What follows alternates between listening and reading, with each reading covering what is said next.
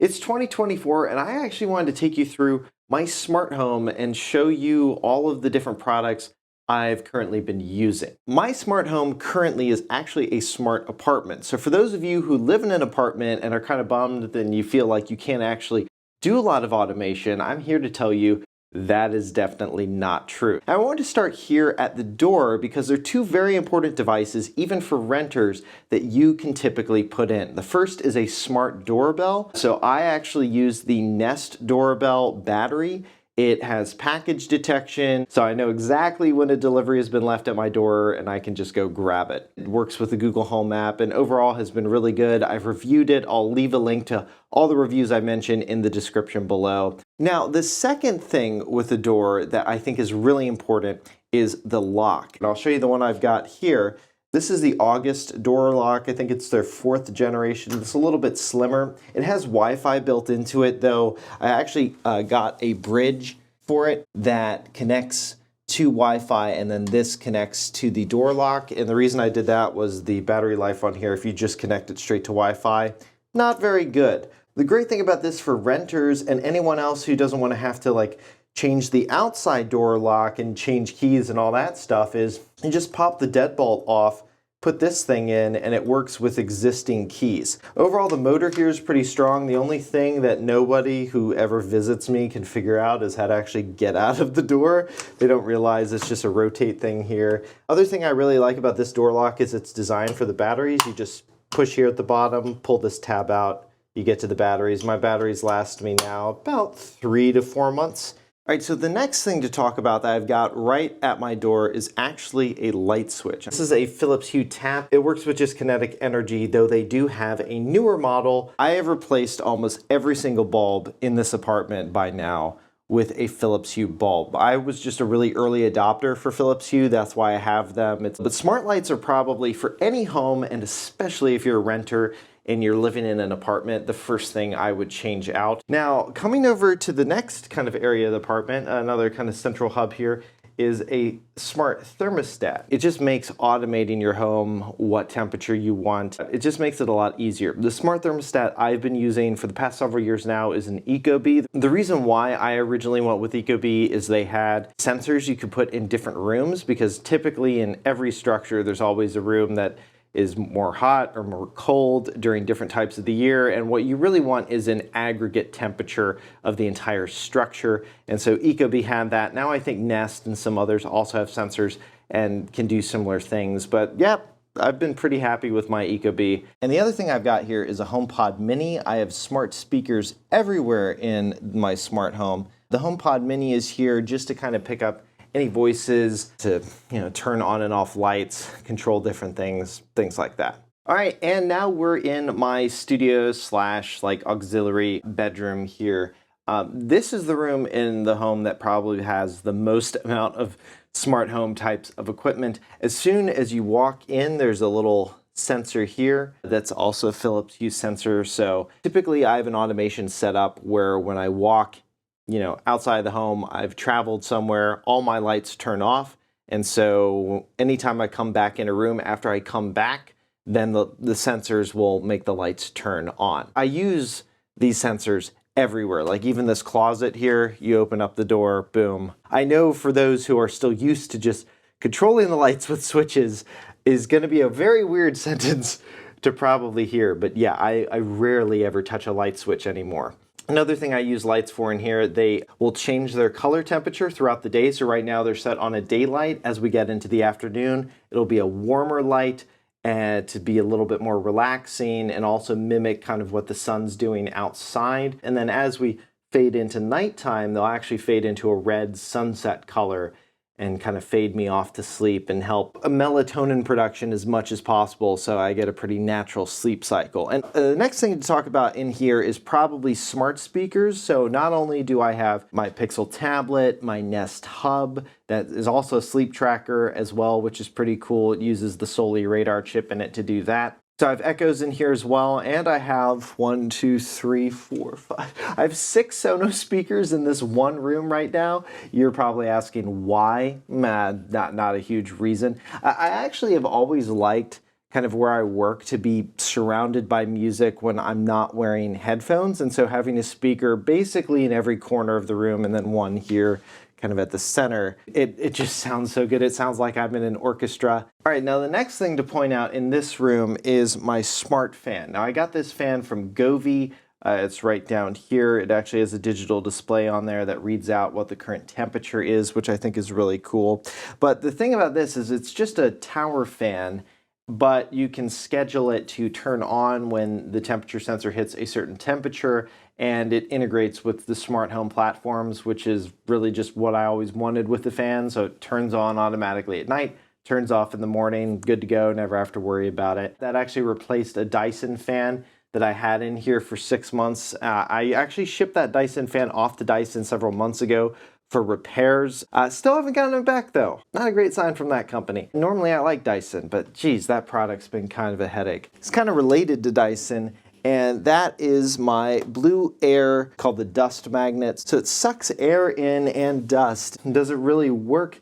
Yes and no. I mean, it definitely does collect dust. Do I still get dust accumulation on all surfaces, especially since I was an idiot and picked black furniture for this entire room? Yeah, I still have to dust like at least once a week. And the nice thing about the BlueAir though, you can control it with all of your smart assistants.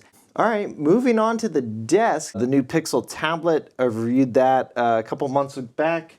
Really been liking that. That has replaced my Nest Hub Max that I used to have on my desk. And I like it because it integrates with Google Photos. So I can see photos I took years ago that I didn't even remember I took, just kind of coming on throughout the day. And I really like that. But the nice thing about this one is it's actually a fully functional Android tablet. So I have my text messages on there, all the apps, and it's actually a pretty great auxiliary device to have next to my Mac, which is the main thing I work on, Mac Studio Display, with height adjustment, by the way, which runs like $2,000, which is way too much, but the display is really good. This isn't actually a smart home device, but one kind of hack I have in this room is I have just a bunch of USB-C cords. These are really long USB-C cords. I'll leave a link to these in the description below, but just having these everywhere, I can like charge my camera, I can charge my pretty much any device now that I own, I can charge just at this dresser table kind of area. All right, moving right along. You've probably seen these in some of my shots before, these blinds here. These are actually smart blinds from Lutron. This company gave me these smart blinds several years ago. They gave me a significant discount on them, and then I installed them in this room. And they've been actually really great. I can rotate their angle throughout the day to kind of match where the sun is. They open and close at specific times, and I can automate them from the majority of the smart home apps. And yeah, I think when I finally get a house, the smart blinds are definitely going to be something I put in most rooms. And if you're a renter as well, I did have blinds already in here. I just put these over the existing blinds. Now, another thing to talk about with any smart home is automated cleaning. And I do have a solution for that in here. This is the S8 Pro Ultra. And I did review that a couple of months back. Again, I did get that sent though completely free, but I actually really like having robotic vacuums. Just, you can automate it, set it on a schedule, and if typically it's always the higher end ones that have like enough suction power and performance where it actually, you can notice a difference in the carpet and like see, oh, this is actually sucking up quite a bit of dust. And luckily enough for me, this one does that. The only downside with all of the robotic vacuum cleaners is even though they can automate a ton of cleaning, you still do have to do maintenance on them. So that's something to consider with those as well. All right, moving right along, let's go into the bathroom. Now my bathroom doesn't have much smart stuff in here, but you'll notice as I walk in, I didn't even have to turn a light on. I just have a light sensor here. This is actually one from Aqara. So even if you have Philips Hue lights like I do, you don't actually need to have Philips Hue light sensors. I actually have this Aqara directly connected to my Homey Pro, which is a smart home hub. Now the only other thing I'd point out in my bathroom here, I don't have like a smart shower or anything like that, but I do like listening to music, I like listening to podcasts, and so for me, having a shower speaker is pretty important. And this is the Sonos Roam. It's Wi-Fi and Bluetooth enabled, and it's a shower speaker. It has Amazon's Assistant built in, as well as Sonos's. It's like IP 67, I think. For a shower speaker, it sounds pretty darn good. Now let's go out into the living room and talk about a couple of other smart home gadgets that we've got out here. So this behind me you can see is the TV. Yes, it is a smart TV. Do I recommend always getting a smart TV? I don't really care, honestly, but I use an Apple TV 4K for this, for the best picture quality, best performance. It's just a really great streaming box. I'm regretting already showing this to the internet. Now I got my modem in here. That's another thing, internet, really important for your home. I've reviewed a lot of Wi-Fi routers over the years, and the one suggestion I would always make to people is buy your own modem. If you can from your ISP, just bring it. Don't rent one from your ISP, and then buy your own router as well, because you're just going to get better performance. So the one I'm using right now is the Netgear Orbi. This is a Wi-Fi 6E router. This Wi-Fi router's been pretty good so far.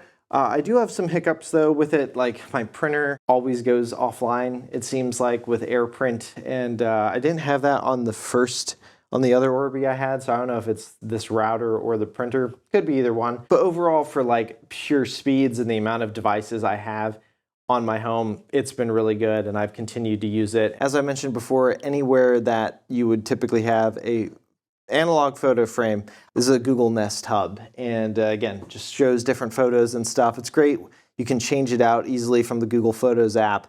I'll leave a link to the reviews I've done of the home hubs over the year in the description below. And it's always nice when family comes over as well, because they always get to like see new and updated photos. And you can even gift these to family members, and then you can manage the photos. One of the last devices I bought recently is my smart bird feeder. I did get a Bird Buddy. I did review it a couple of months ago as well, and I love it. Just being able to see all my bird visitors and learn about the different birds in the environment here. It's been really, really fun to use. You can't really do any automations or anything based off it, but I just like being able to see all the birds that come by and visit and learn more about them. All right, moving right along, let's move into the kitchen here, pick up my latte. I'm not a big kitchen gadget person. I say that as I look at a bunch of kitchen gadgets here. The two that I've really used that I guess you can classify as smart, one is actually a device called a SwitchBot. It's a little tiny battery operated device that you have to connect to. I believe it's a Zigbee hub.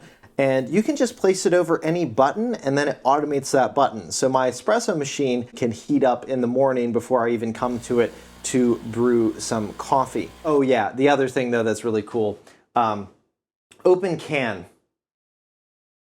Super cool. It's from Simple Human. I haven't done a review of it, although I did a YouTube short about it. It's voice activated. It is not connected to the internet, which sometimes is really nice.